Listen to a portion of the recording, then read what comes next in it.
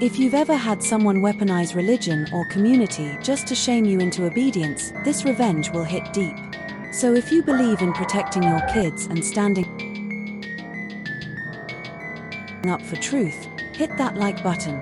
Because this story, it's ruthless and it's justice. This story takes place in a quiet town where community meant everything and judgment came faster than compassion. A woman named Claire was 46, raising two daughters, Anna, 17, and Lily, 15. She thought life had already thrown her the worst when her husband died in a tragic accident. But his death wasn't the end of her pain, it was just the beginning. See, Claire's husband hadn't just betrayed her in life. He'd cheated for years, and left behind two children with his mistress. When both he and that woman died in the same accident, the truth exploded into their lives, unfiltered, uninvited, and unbearable. Anna and Lily were the ones who discovered their dad's cheating. They were the ones who saw the pictures, read the texts, heard the lies, and they were the ones now expected to embrace his secret children, like none of it ever happened. To make matters worse, their grandparents, Claire's ex-in-laws, wanted custody. Not just of the orphaned boys, but of Anna and Lily, too. Even tried to move into Claire's home, demanding she act like a good Christian daughter-in-law. She was no longer married. Her husband was gone, but that didn't stop them. Things came to a head one weekend. It was Lily's birthday. Claire gave her a small budget and let her shop freely at the local farmers' market, a place filled with fresh produce, baked goods, and families just enjoying their Saturday. But when Claire got the call from Lily, her heart dropped. Lily was crying, cornered. 6 older women, churchgoers, berating her in public. They said she was a disgrace, that she was evil for refusing to love her baby brothers, that she was punishing her poor grandparents. Anna and Claire ran through the crowd and found her, shaking, eyes wide with fear. Claire stepped between her daughter and the crowd. Anna rushed to pay for Lily's birthday treats and get her to the car. Meanwhile, Claire turned to face the pack of women. Some she recognized. Old faces from church. Now yelling at her for failing her Christian duty as a wife. They called her bitter. They called her selfish. They told her she was breaking a sacred family. Security finally stepped in and asked everyone to leave. As Claire got her daughters into the car, those women followed, like vultures. That night, after her daughters had gone to bed, Claire opened her laptop. She wasn't crying. She was angry. And anger, when sharpened by truth, becomes power. She contacted an old acquaintance, someone still active in the church her ex-in-laws attended. What she learned next was disturbing.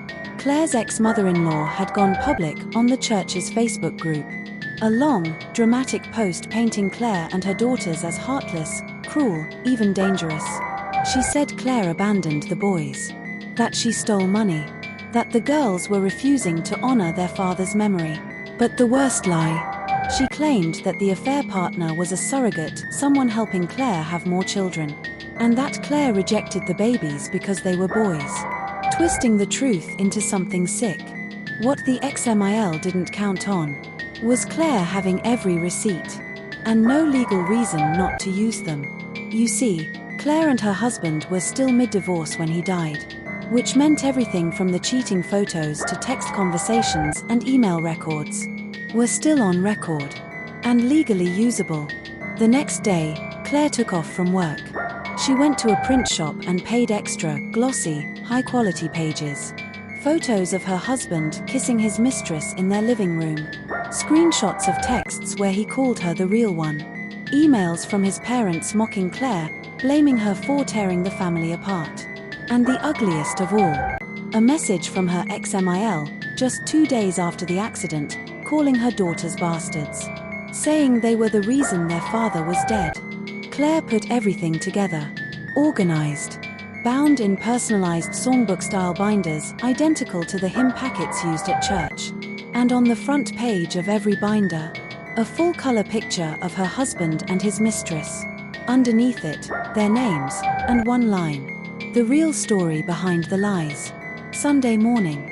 Claire drove to the church. She walked in quietly before the service began. Nobody stopped her. They never checked the songbooks.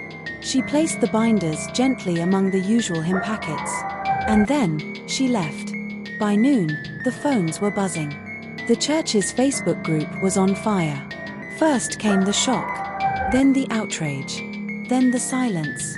The congregation turned. People who once defended the ex-in-laws now saw the truth. The affair, the bullying, the emotional abuse aimed at two grieving teenage girls. The pastor had to step in just to keep the gossip PG. Some of the things being said about Claire's ex and his mistress, unrepeatable. Somehow, Claire was still blamed for the divorce. But now, it came with a tone of pity and understanding. One post read, "She may have lost her way, but who wouldn't, after that betrayal?" Claire even received 2 handwritten apology letters addressed to her daughters, and a formal invitation to rejoin the church in healing and support. She declined. As for her ex-in-laws, they didn't show up the following Sunday, or the Sunday after that. Within a week, they quietly left the congregation. The community they used to control with guilt and gossip now turned its back. Her ex-mother-in-law made one last Facebook post filled with self-pity. She claimed she felt alienated, that the elderly were being discarded, that if her son were alive, he would have taken care of her. But Claire had one final thought. With what money? Because she had always been the one supporting that household. And now she was the only one protecting the daughters he'd left behind.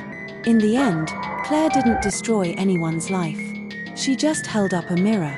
And when you live behind lies, the truth is what burns the most. If this story gave you chills, drop a comment with the most satisfying justice moment you've ever seen. And don't forget to hit subscribe because we've got more stories of betrayal, payback, and